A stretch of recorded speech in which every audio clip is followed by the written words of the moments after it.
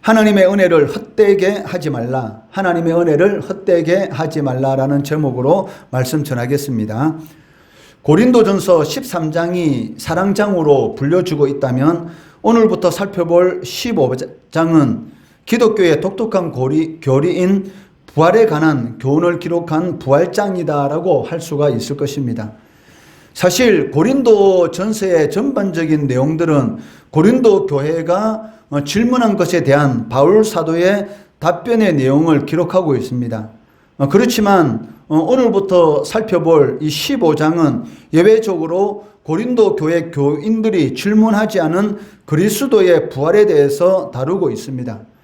그 이유는 당시 고린도 교회에 부활에 대한 강한 열망을 가진 사람과 부활이 없다는 상반된 견해를 가진 사람들이 있었기 때문입니다. 이로 인해서 고린도 교회 안에 많은 논쟁이 있었기 때문에 바울은 고린도 교회 교인들이 질문하지 않았던 이 부활의 문제에 대해서 고린도전서를 마무리하는 그런 과정 가운데 이 문제를 다루고 있다는 것입니다.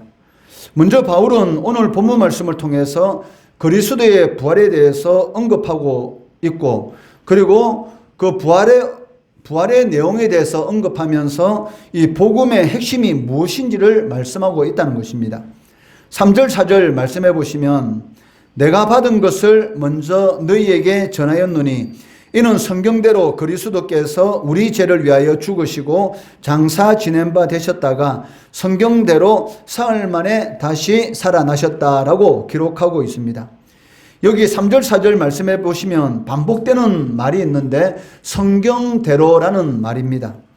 이는 그리스도의 죽음과 부활 사건이 성도들의 구원을 위한 하나님의 영원한 계획 가운데 있었다라는 것을 말하는 동시에 이 복음의 핵심이 바로 예수 그리스도의 죽음과 부활 사건이다라는 것을 강조하고 있다는 것입니다. 그런데 고린도 교회 교인들 중에는 이러한 그리스도의 부활을 믿지 않는 그러한 자들이 있었다는 것입니다. 그래서 바울은 5절 6절 말씀에서 그리스도의 부활에 대해서 수많은 목격자들이 있고 그 많은 목격자들이 증거하고 있는 그러한 역사적인 사설이다라는 것에 대해서 말씀하고 있습니다. 5절 6절 말씀해 보시면 게바에게 보이시고 후에 12 제자에게와 그 후에 500여 형제에게 일시에 보이셨나니 그 중에 지금까지 대다수가 살아있고 어떤 사람은 잠들었다라고 말씀하고 있습니다. 이 말씀은 그리스도께서 십자가에 못 박혀 돌아가시고 3일 만에 부활한 이 사건에 대해서 체험한 사람들이 12사도 외에 500명 이상의 형제들이 있는데 그 중에 많은 사람들이 살아있기 때문에 너희들이 믿지 못하겠다면 그 사람들을 통해서 증명할 수 있다라는 그러한 사실을 말씀하고 있다는 것입니다. 또한 바울 자신도 그리스도의 부활에 대한 증인이다라고 말을 하고 있습니다. 8절 말씀해 보시면 맨 나중에 만삭되지 못하여 난 자 같은 내게도 보이셨다라고 말씀하고 있습니다. 부활하신 그리스도께서 마지막으로 자신에게 나타나셨다라고 말씀하고 있는데 이것은 무엇을 말하는 것입니까? 바울이 부활하신 예수를 믿기 전에 예수 믿는 사람들을 잡아서 감옥에 가두고 또 예수 믿는 사람들을 죽이는데 찬성표를 던지는 그런 교회를 핍박하는 그런 사람이었습니다. 그리고 심지어는 예루살렘에서는 더 이상 예수 믿는 사람들을 잡을 수 없을 것 같아서 이제는 이 다마스커스에 가서 거기에서 예수 믿는 사람들을 잡아오기 위해서 대제사장에게 공문을 받아서 이 다메섹으로 가는 그 과정 가운데 부활하신 예수님을 만난 그 사건에 대해서 말을 하고 있다는 것입니다. 맨 나중에 만삭되지 못하여 난 자 같은 내게도 보이셨다. 즉 이 맨 나중이라는 이 말은 그 예수님이 직접 이 부활하신 이런 체험의 사건은 바울 사도가 마지막이라는 것이죠. 즉 예수님께서 우리와 똑같은 그러한 육신을 입고 그렇지만 이 육신을 입었지만 이 손으로 만지면 이 만질 수 있는 그런 육신이지만 우리와는 다른 그런 신령한 그런 몸을 입고 부활한 그런 예수님을 직접 만나는 이러한 체험은 바울 사도가 마지막이다라는 그런 의미를 가지고 있습니다. 맨 마지막으로 자신에게도 나타나셨다라고 말씀하고 있다는 것이죠. 이러한 예수님의 부활에 대한 이러한 책임은 앞으로 있을 수가 없다는 것이죠. 그렇기 때문에 그것을 바울 사도가 강조하기 위해서 마지막으로 예수님께서 부활하신 육체를 내가 마지막으로 이 경험하였다, 만났다라고 말을 하고 있다는 것입니다. 그런데 바울은 자신에 대해서 이 8절 말씀에서 만삭되지 못하여 난 자 같은 자다라고 말씀하고 있습니다. 그 이유가 무엇입니까? 9절에 이 기록된 대로 자신이 사도가 되기 전에는 교회를 핍박하였던 그러한 사람이기 때문에 그러한 의미로서 자신은 예수님 앞에 구원의 은혜를 받을 그런 자격도 없는 그러한 자다라는 그런 의미로서 만삭되지 못하여 난 자, 즉 10개월을 다 채우지 못하고 일찍 이 태어난 자와 같은 이런 조산아와 같은 그러한 자다라고 말씀하고 있다는 것입니다. 이러한 바울의 표현에 대해서 신학자 찰스 핫지는 이렇게 말을 하고 있습니다. 이와 같이 공로 없이 얻은 가분한 은혜가 자기를 겸손하게 표현할 수밖에 없었을 것이다. 바울은 자신의 무가치함을 언급하지 않고서는 그리스도에 의해서 자신에게 수여된 영예를 결코 생각할 수 없었다라고 말을 하고 있다는 것이죠. 바울 사도에게 있어서 그 예수 그리스도를 만남으로 인해서 구원받은 그 은혜는 너무나 가부하는 은혜였던 것이죠. 왜? 자신은 예수 믿는 사람들을 잡아 가두고 심지어는 예수 믿는 사람들을 죽이는데 찬송표를 던졌던 그러한 교회를 핍박하였던 사람인데도 불구하고 예수님께서 자신에게 직접 나타나서 이 구원의 은혜를 베풀어 주시고 그것뿐만이 아니라 이방인의 사도로 세워주신 것, 여기에 대해서 나는 너무나 무가치한 자다라는 그러한 언급을 하지 않고서는 그 은혜를 표현할 수 있는 방법이 없었다는 것입니다. 그렇기 때문에 오늘 이 8절 말씀에서 만삭되지 못하여 난 자 같은 자, 10개월도 채우지 못하고 팔삭둥이처럼 8개월 만에 태어난 조사나 같은 그런 부족한 자인데도 불구하고 하나님께서 이렇게 가분한 은혜를 베풀어 주셨다라고 말씀하고 있습니다. 바울 사도는 자신이 사도라 불릴 만한 그러한 자격이 없다라는 것을 인정하고 있습니다. 9절 말씀해 보시면 나는 사도 중에 가장 작은 자라 나는 하나님의 교회를 박해하였으므로 사도라 칭함받기를 감당하지 못할 자다라고 말을 하고 있다는 것이죠. 바울 사도에게 있어서 항상 이 하나님 앞에 이 마음이 아픈 그러한 부분들이 무엇입니까? 자신이 부활하신 예수님을 만나기 전까지 교회를 핍박했던 것, 내가 너무나 몰라서 이 교회를 핍박했던 것, 거기에 대해서 항상 이 빚진 자로서의 그런 마음을 가지고 있었다는 것입니다. 그렇지만 그럼에도 불구하고 바울은 자신이 예수의 사도다라는 것을 분명히 주장하고 있습니다. 그 이유는 자신이 사도가 된 것은 자신이 잘나서 그런 것도 아니고 자신은 교회를 핍박하였던 영원한 지옥 형벌을 받더라도 전혀 이상하지 않을 만큼의 그런 하나님 앞에 죄를 지었던 사람인데도 불구하고 이렇게 이방인의 사도가 된 것은 무엇 때문에 이방인의 사도가 되었습니까? 자신이 어떤 특정한 그런 능력이 있어서 그런 것이 아니고 바로 부활하신 예수 그리스도로 인해서 자신이 사도로 이렇게 부름받았기 때문이다라고 말씀하고 있다는 것입니다. 갈라디아서 2장 8절 말씀해 보시면 베드로에게 역사하사 그를 할례자의 사도로 삼으시니가 또한 내게 역사하사 나를 이방인의 사도로 삼으셨다라고 말씀하고 있다는 것이죠. 자신이 사도가 된 것은 자신의 어떤 노력과 힘으로 얻어진 것이 아니고 예수 그리스도께서 자신을 이방인의 사도로 세워주셨다라고 말을 하고 있다는 것입니다. 이는 예수님의 이 부활을 목격하지 않았다면, 부활하신 예수님을 내가 직접 만나지 않았다면 나는 사도 직분을 받지 못했을 것이다 라는 것을 말을 하는 것이죠. 여기에서 부활 사도가 강조하는 것이 무엇입니까? 성도들이 부활 신앙을 가지고 있지 않다면 그 하나님의 능력과 하나님의 은혜와 또 하나님의 일꾼으로서 그 사명을 감당할 수 없다라는 그런 의미를 가지고 있습니다.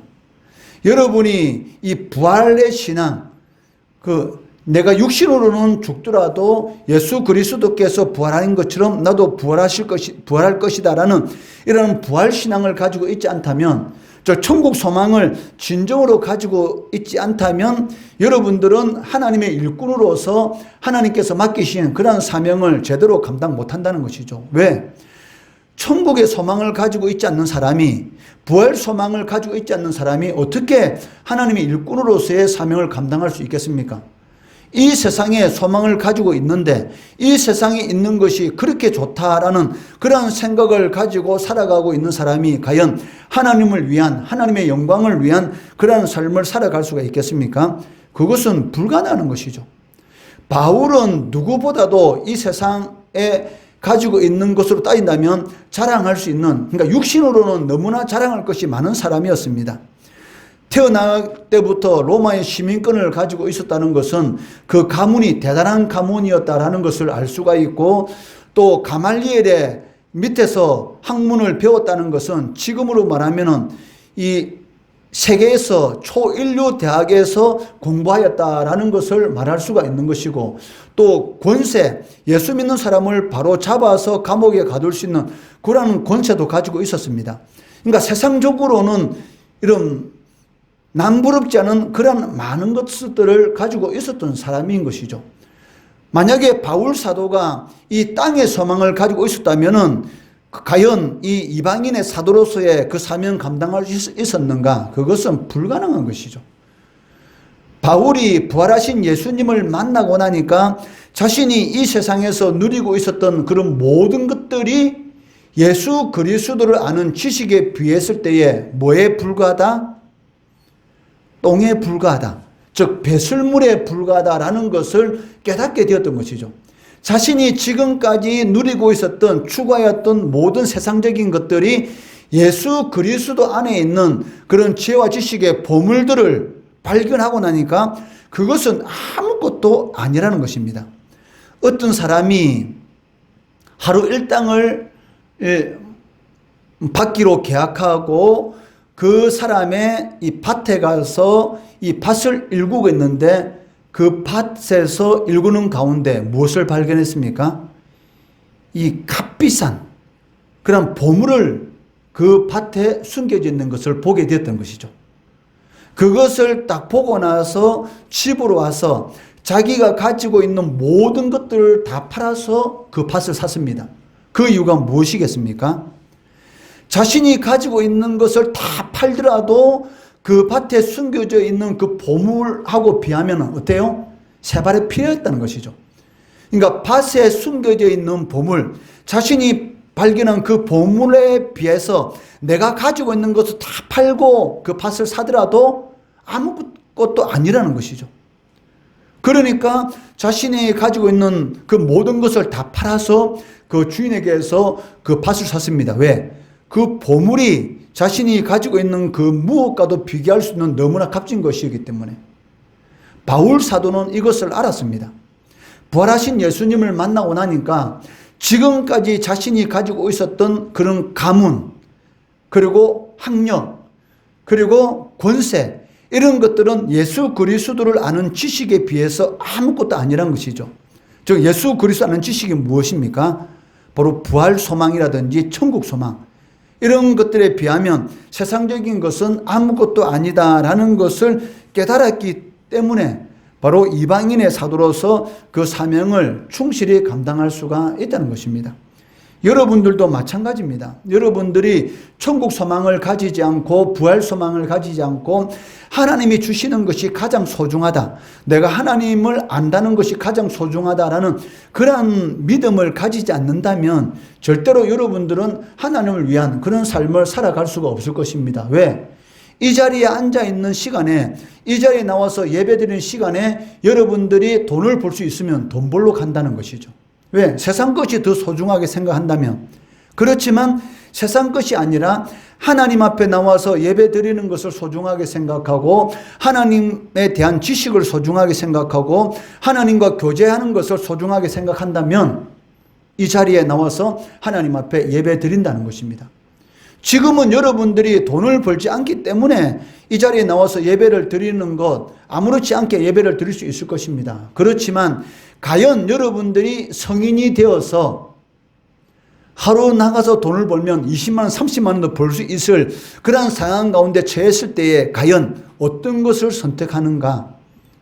여러분들이 천국 소망을 가지고 부활신앙을 가지고 진정으로 그런 믿음을 가지고 살아간다면 하나님 앞에 나와서 예배드리는 예배자의 선택을 할 것이고, 그렇지 않다면 세상 사람들과 똑같은 그러한 이 돈을 선택하게 된다는 것이죠. 그러나 하나님을 진정으로 체험한 사람, 하나님을 만난 사람들은 반드시 하나님이 기뻐하는 그러한 삶을 살아가게 된다는 것입니다.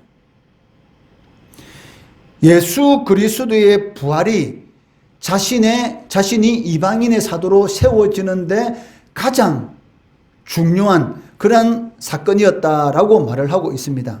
이 말을 하는 이유는 예수님께서 십자가에 못 박혀 죽으시고 3일 만에 다시 살아난 사건은 역사적인 사건이다, 실제적인 사건이다라는 것을 강조하기 위한 것이었습니다. 왜? 고린도 교인들 가운데 이 예수의 부활에 대해서 믿지 않는 그런 사람들도 있었기 때문입니다. 그리고 이어서 부활은 하나님께서 자신에게 주신 은혜가 헛되지 않았다라고 고백하고 있습니다. 10절 말씀해 보시면, 그러나 내가 나된 것은 하나님의 은혜로 된 것이니 내게 주신 그의 은혜가 헛되지 아니하여 내가 모든 사도보다 더 많이 수고하였으나 내가 한 것이 아니요 오직 나와 함께 하신 하나님의 은혜로다라고 말씀하고 있습니다. 여기 10절 말씀 이 한 절에만 하나님의 은혜라는 말이 무려 3번이나 반복되고 있습니다. 그 이유가 무엇입니까? 바울은 아무리 자신에 대해서 생각해 보더라도 자신이 이 하나님의 은혜로 말미암아 구원받은 것, 그리고 이방인의 사도로 세워진 것, 이것은 불가능한 일이라는 것입니다. 어떻게 내가 그리스도인이 되었고, 어떻게 내가 믿지 않는 자들에게 하나님의 말씀을 전하는 이방인의 사도가 되었는가? 이것은 기적 중에 기적이고 도저히 있을 수가 없는 일이다라는 그런 생각이 끊임없이 바울 사도의 마음속에 들었던 것이죠. 이것이 바로 진정한 그리스도인의 이 신앙의 태도다라고 할 수가 있습니다. 어떻게 내가 예수를 믿게 되었지? 영원히 지옥 형벌을 받을 수밖에 없는 그런 인간인데 어떻게 내가 예수를 믿게 되어서 이 자리에 나와서 하나님 앞에 예배를 드리고 천국의 소망을 가지고 힘들고 어려울 때 하나님을 아버지라 부르면서 기도할 수가 있게 되었지? 이 시간 TV 보면은 즐거운 시간을 가질 수도 있고 이 시간 PC방에 가서 게임을 할 수도 있는데 어떻게 내가 이렇게 딱딱한 의자에 앉아서 하나님 앞에 예배 드릴 수가 있지? 아무리 생각해도 그것은 불가능한 것이죠. 그런데 그것이 가능한 그 역사가 지금 이 자리에 나타나고 있지 않습니까? 그것이 바로 기적이라는 것이죠. 여러분들이 이 자리에 앉아서 하나님 앞에 예배 드리는 것, 그것은 기적입니다. 이것은 아무나 절대로 예배 드릴 수가 없습니다.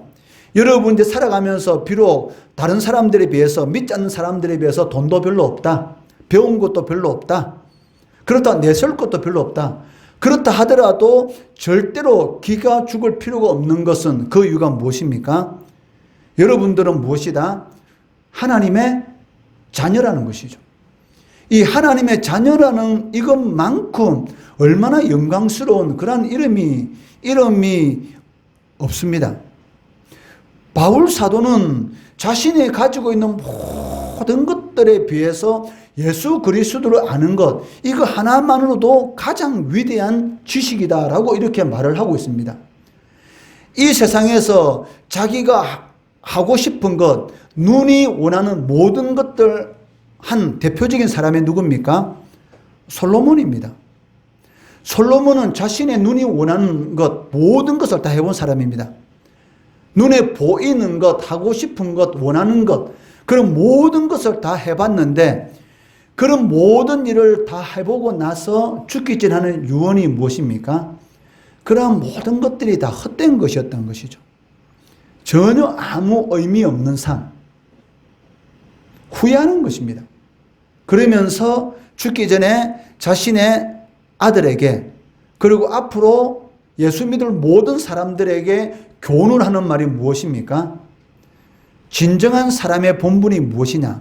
사람이 이 땅 가운데 살아갈 때에 정말로 행복하게 살 수 있는 그 길이 무엇이냐? 바로 하나님을 경외하고 하나님의 말씀대로 살아가는 것. 이것이 사람의 본분이다라고 마지막으로 이 전도서에서 기록하고 있는 것을 우리는 볼 수가 있습니다. 바울은 이 부활하신 예수님을 만나기 전까지만 하더라도 자신이 하나님을 잘 섬기고 하나님의 복을 받아서 이렇게 많은 것을 누리고 있다라고 생각했습니다. 그런데 실질적으로는 하나님을 섬기는 것이 아니라 하나님을 대적하였던 것이죠. 그런데 부활하신 예수님을 만나고 나니까 자신의 삶 가운데 기적이 일어났습니다. 그게 무엇입니까? 진정한 하나님의 백성이 누구인가? 진정한 아브라함의 복에 참여할 수 있는 사람이 누구인가? 내가 유대인인데 그 혈통적으로 유대인이 아니고 바로 아브라함처럼 하나님을 진정으로 믿는 자들, 그런 자들이 바로 진정한 하나님의 자녀이고 참 이스라엘이다라고 말을 하는 것을 볼 수가 있다는 것입니다. 왜 바울이 자신이 예수 믿는 사람이 된 것이 기적이다라고 말을 하는 그 이유가 무엇입니까? 이는 결코 자신의 노력이나 힘으로 될 수 있는 것이 아니기 때문입니다. 여러분들이 예수 믿는 것, 여러분들의 노력과 지식으로 되었습니까? 아닙니다. 전혀 예수 믿을 생각도 안 했는데 어느 순간인가 자신도 모르는 사이에 이렇게 예배당에 나와 있다는 것이죠. 그것이 바로 하나님의 은혜입니다. 하나님께서 여러분들에게 세상이 줄 수 없는 그런 은혜를 주셨기 때문에 바로 이 자리에 나와서 여러분들이 그 예배를 드리고 있다는 것입니다. 그렇기 때문에 바울은 그 은혜에 진정으로 감사해서 다른 모든 사도들보다 더 많이 수고하였다라고 말씀하고 있습니다. 이 바울의 고백은 이 두 가지 의미를 가지고 있죠. 첫째는 하나님께서 자신을 구원해 주신 그 은혜에 진정으로 감사해서 하나님의 부르심에 헛되지 않도록, 그 은혜가 헛되지 않도록 더 많이 수고하였다라고 말을 하고 있습니다. 이거 첫 번째 의미고, 두 번째 의미는 무엇입니까? 하나님의 은혜를 헛되게 할 수 있다는 것이죠. 그러니까 하나님의 은혜를 헛되게 하지 않는 그러한 성도가 있고, 하나님의 은혜를 헛되게 하는 그런 성도도 있을 수 있다라는 그런 의미를 가지고 있다는 것입니다. 여러분들도 바울과 같이 영원한 멸망을 받을 수밖에 없는 그런 세상으로부터 부름을 받은 하나님의 자녀입니다. 그리고 하나님의 일꾼으로 여러분들이 부름을 받았습니다. 그렇다면 그런 은혜에 진정으로 감사해서 그 부르심의 은혜가 헛되지 않는 그런 삶을 살아가야 한다는 것이죠. 그 은혜가 헛된 삶을 살아가는 것은 아닌지 곰곰이 여러분들이 한번 생각해 봐야 합니다. 여러분들이 무슨 일을 하든지 오직 하나님의 영광을 위한 그런 삶을 살아가야 합니다. 내가 어떤 목표를 가지고 그 일을 하고 있을 때 그것이 내 육신의 즐거움을 위해서 내가 다른 사람들보다 좀 편안한 그런 삶을 살기 위해서 그 일을 한다고 한다면 그것은 하나님과 전혀 상관이 없는 그런 일이 되기 때문입니다. 그렇기 때문에 이러한 사람은 무엇입니까? 하나님의 은혜를 헛되게 하는 그런 삶을 살아가고 있다라고 말을 할 수가 있을 것입니다. 먹든지 마시든지 무엇을 하든지 하나님의 영광을 위한 그런 삶을 살아갈 때에 그것이 바로 하나님의 은혜를 헛되지 않게 하는 그런 삶이다라고 말을 할 수가 있습니다. 여러분들이 공부를 하는 것도 하나님의 영광을 위한 공부가 되어야 합니다. 내가 나중에 잘 되어서 잘 먹고 잘 살아야지. 물론 그것도 중요합니다. 그렇지만 그것은 부수적인 것이죠. 왜? 여러분들이 열심히 공부해서 좋은 대학 들어가서 여러분들이 잘 먹고 잘 사는 것, 그것도 하나님의 은혜입니다. 그렇지만 그것은 부수적인 것이고 주 목적은 무엇입니까? 하나님의 영광입니다. 내가 어떤 위치에 있으면 더 많은 사람들을 하나님 앞으로 이끌 수가 있다는 것이죠. 그렇기 때문에 내가 가지고 있는 모든 것들은 하나님께로부터 온 것이기 때문에 그러한 모든 것들을 사용해서 하나님의 영광을 나타내도록 하는 그러한 삶, 그것이 바로 하나님의 은혜를 헛되지 않게 하는 그러한 삶이다라고 말을 할 수가 있습니다. 바울은 항상 빚진 자, 빚을 진 사람으로서의 그러한 정체성을 가지고 그 하나님의 은혜를 헛되지 않도록 하기 위해서 모든 사도들보다 내가 더 많이 수고했다라고 말을 하고 있습니다. 그리고 그러한 수고와 헌신을 통해서 바울은 많은 열매를 맺었습니다. 무려 신약 성경의 반을 바울 사도가 기록했지 않습니까? 신약 성경 27권 중에 13권을 바울 사도가 기록했습니다. 어마어마한 것이죠. 그런데도 불구하고 그렇게 하나님의 영광을 위해서 많은 교회를 세웠고 죽을 고비를 많이 넘기면서 복음을 전하였고 또 신약 성경도 이 13권이나 기록하는 그러한 일을 했으면서도 불구하고 자신이 한 것이 아니다. 나와 함께 하신 하나님의 은혜다라고 이렇게 고백하고 있다는 것이죠. 이것이 바로 진정으로 하나님의 백성들이 살아가야 할 그러한 신앙의 자세다. 신앙의 모습이다. 주님을 영광스럽게 하는 것이다 라고 말을 할 수가 있습니다. 여러분들이 많은 사람들을 전도하고 또 많은 사람들을 돌보고 또 하나님의 교회를 위해서 앞으로도 열심히 섬겨나갈 겁니다. 그럴 때마다 항상 마음속에 어떤 생각을 가져야 됩니까? 나의 나된 것은 하나님의 은혜다. 내가 이렇게 열심히 하나님의 교회를 섬기고 많은 영혼들을 하나님 앞으로 전도할 수 있는 것도 하나님의 은혜다. 그렇게 할 때만이 하나님께서 끝없이 은혜를 베풀어 주십니다. 나는 하나님 앞에 1로 영광을 돌렸는데 하나님께서는 100으로 갚아준다는 것이죠. 하나님께서는 그것을 너무나 좋아하십니다. 여러분들이 열심히 일을 해가지고 많은 열매를 맺었어요. 그런데 여러분의 입을 통해서 누구에게 영광 돌립니까? 하나님께 영광을 돌리니까 하나님께서 너무나 행복하시고 너무나 기쁘셔서 여러분들이 필요한 모든 것들을 때에 따라서 공급해 주시는 그러한 역사를 하나님께서 행하신다는 것이죠. 그러니까 하나님 앞에 여러분들이 복 받는 것은 간단합니다. 무엇입니까? 겸손하게 모든 것을 하나님께 돌리는 것입니다.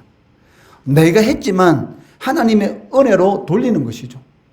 그러면 그걸 통해서 하나님께서는 우리가 생각하지 못했던 오늘 교동문에 읽었던 그러한 역사들, 꿈꾸는 것 같은 그러한 역사들을 내 삶 가운데서 하나님께서 보여주신다는 것입니다.